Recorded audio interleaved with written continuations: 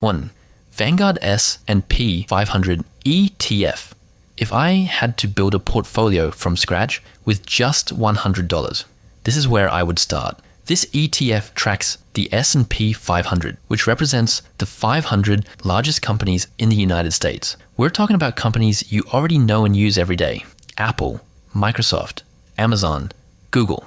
So when you invest in this ETF, you're not betting on one company. You're investing in the entire US economy. Historically, the S&P 500 has returned around 8 to 10% per year on average over the long term.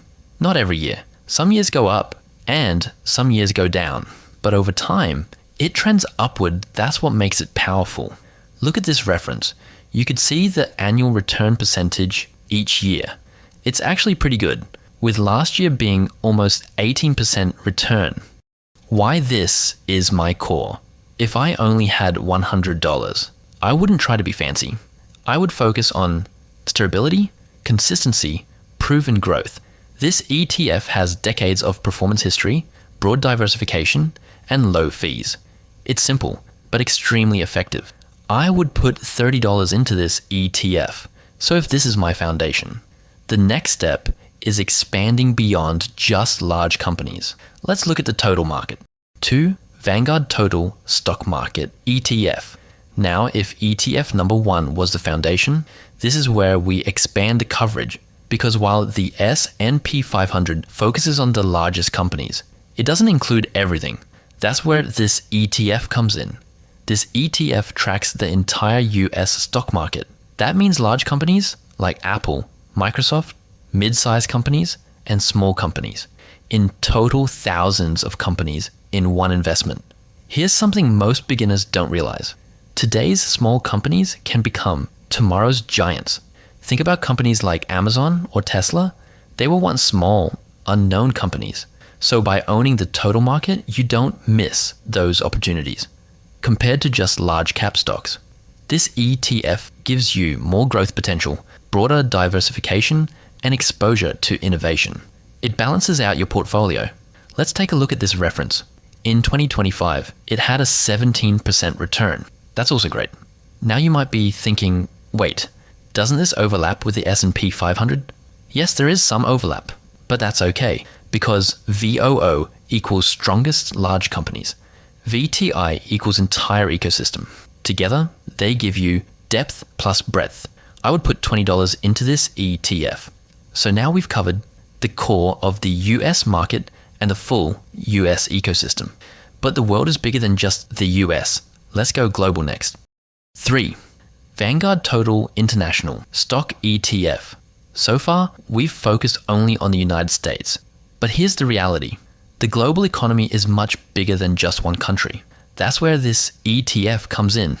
This ETF gives you exposure to international markets outside the US, including Europe, Asia, and emerging markets like India and Brazil.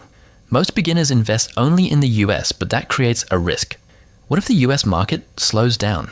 By investing globally, you reduce reliance on one economy, you capture growth from other regions, and you diversify your risk. Let's look at this reference. It did amazing last year with a 32% return. Think of your portfolio like a map. US equals one region. This ETF equals the rest of the world. Together, they create a more balanced portfolio. I would put $15 into this ETF. International investing can be more volatile and slower at times. But that's okay, because diversification isn't about excitement, it's about protection.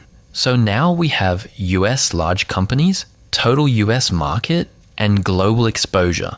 But what if we also want income while we invest? 4. Schwab US Dividend Equity ETF. This ETF focuses on something different, getting paid while you invest. It invests in companies that regularly pay dividends. That means you receive cash just for holding it. Most people only focus on price growth, but real investors think about cash flow. Dividends provide passive income, stability during market drops, and reinvestment opportunities. When markets go down, growth stocks can fall hard, but dividend-paying companies tend to be more stable and they still pay you. If you reinvest dividends, you buy more shares, which produce more income. Over time, this becomes very powerful. Let's look at this reference. It's not doing amazing as it did a couple of years back, but over the long term, it will average out. I would put $20 into this ETF. So now we have growth, diversification, and income.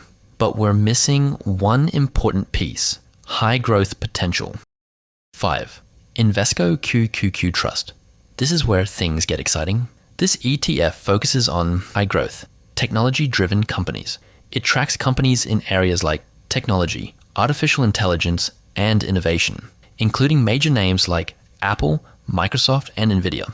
These companies are driving the future: AI, cloud computing, automation. This is where a lot of growth comes from. Compared to other ETFs, higher potential growth and more volatility.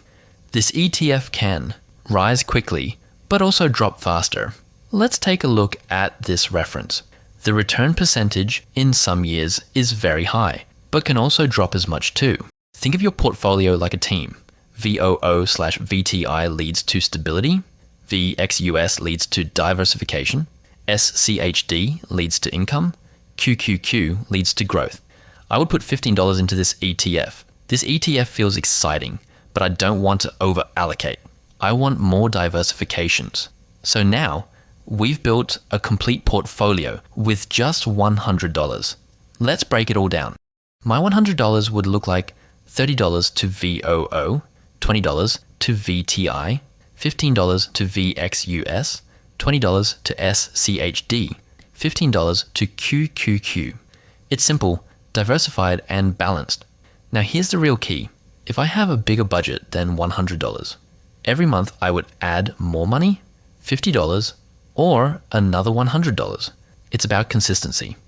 If I only had $100, I would not buy random stocks, chase hype, or try to get rich fast, because that's how people lose money. Every big portfolio started small. It's about commitments and consistency. If you want to learn how to grow your money step by step, subscribe. Because building wealth isn't about big moves, it's about smart ones. Thanks for watching. Disclaimer. This video is for educational purposes only and is not financial advice. Always do your own research before making financial decisions.